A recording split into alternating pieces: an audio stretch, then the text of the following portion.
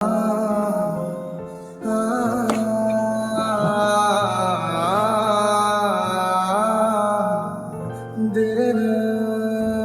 মা, কখন থেকে বসে রয়েছে? আমি একটু বাইরে যাবো, আর তুই পানি আনতে কখন গেছো? কিরে মা, কাঁদতেছিস কেন? কিছু কবি তো? তোর অবস্থা কে করলো? চুপ করে থাকিস না মা, তোর অবস্থা কে করলো তাই কর। রিবা। রিবা? ও তুমি? আপনার মেয়ে কোথায়? কি ব্যাপার, তোমাকে এমন দেখাচ্ছে না? রিবা কোথায়? রিবা, এই রিবা কোথায় তুমি? রিবা, কি হয়েছে? কি হয়েছে? এত চিৎকার চেঁচামেচি করছো কেন? তুমি চৈতিকে মেরেছো কেন? আমার ইচ্ছে হচ্ছে তাই মেরেছি। বেয়াদব মেয়ে কোথাকার! আমি বাবাকে ঠিকই বলেছিলাম যে ওরা দুজন একরকম দেখতে হলে তাদের চরিত্র এক না, চরিত্র আলাদা। তুমি একটা নিকৃষ্ট মেয়ে। আরিয়ান, তুমি আমার বাড়িতে দাঁড়িয়ে আমার সামনে আমার মেয়েকে অপমান করছো, এটা তুমি পারো না? হ্যাঁ পারি। মেয়েকে তো মানুষ বানাতে পারেননি, বানিয়েছেন অহংকারী। মানুষকে মানুষ মনে করে না। তোমাকে বিয়ে করতে চাওয়াটা না আমার ভুল হয়েছে। বিয়ে? হ্যাঁ, বিয়ে যে আমি তোমাকে করতে চেয়েছি না, সেটাই সবচেয়ে বড় ভুল করেছি। আর তোমার যা চরিত্র, পৃথিবীর সবাই মিলে যদি আমাকে বলে যে তোমাকে বিয়ে করতে, তারপর আমি করবো না। আর শোনো, চৈতির পিছনে যদি নেক্সট টাইম তুমি লাগো, আমার থেকে খারাপ আর কেউ হবে না।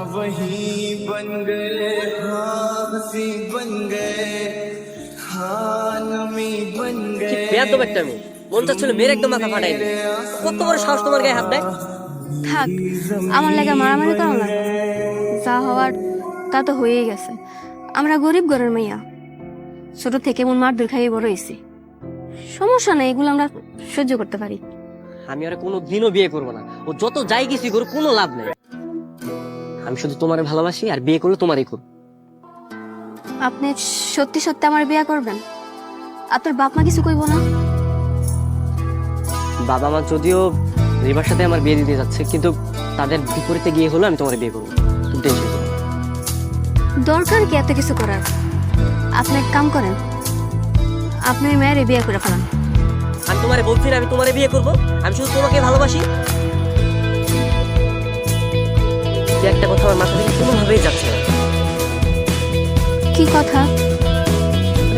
তুমি আর রিবা, তোমাদের দুজনকে দেখতে একই রকম কিভাবে? মানে এই জিনিসটা আমি একটু ক্লিয়ার না করার মধ্যে শান্তিই পাচ্ছি না। আমার বাজান কোনোদিন মিথ্যা কথা কয় না।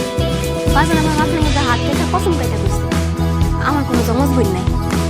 না না, এটা না এখনো ক্লিয়ার হচ্ছে না। আমি আমি তোমার বাবার সাথে দেখি, ওনার সাথে আমি কথা বল। চল বাজানের কাছে যাই কি হইলো?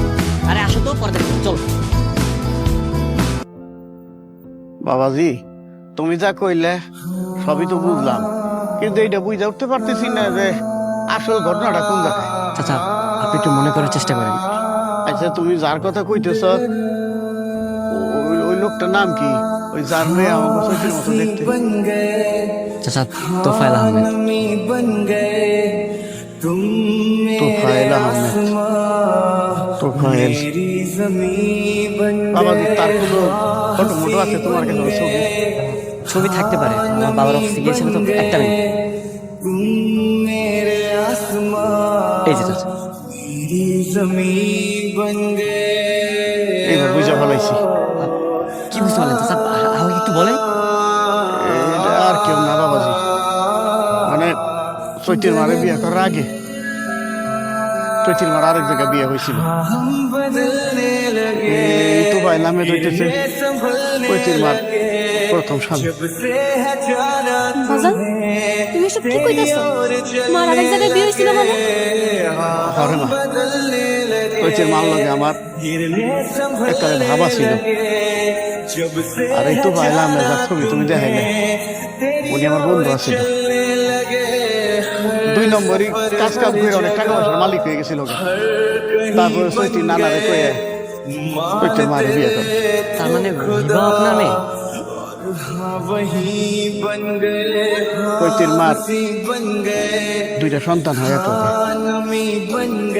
এই সন্তান হওয়ার পরে